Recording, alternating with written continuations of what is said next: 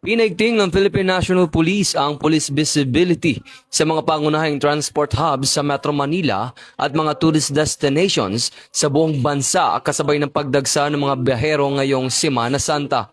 Ayon kay PNP Chief Police General Jose Melencio C. Nartates Jr., bahagi ito ng full alert status na pinatupad simula March 31 hanggang April 5 upang tiyakin ang kaligtasan at kaayusan ng publiko.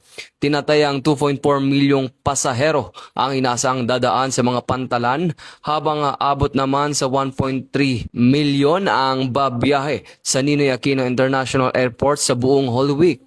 Tiniyak ng PNP ang mahigpit ngunit maayos na seguridad kabilang ang paglalagay ng Police Assistant Desk sa mga terminal para sa agarang tulong sa mga biyahero.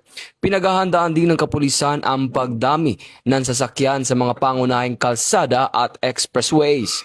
Samantala, inaasahan ng Civil Aviation Authority of the Philippines ang 7 hanggang 10% ng pagtaas ng bilang ng pasahero sa kanilang mga paliparan. Naka-heightened alert din ang mga ito mula March 28 hanggang April 5 kasabay ng dagdag na personnel, mas maigpit na seguridad at tuloy-tuloy na monitoring. Pinapayuhan ng mga biyahero na dumating sa paliparan 2 hanggang 3 oras bago ang kanilang flight at tiyaking kompleto ang mga dokumento.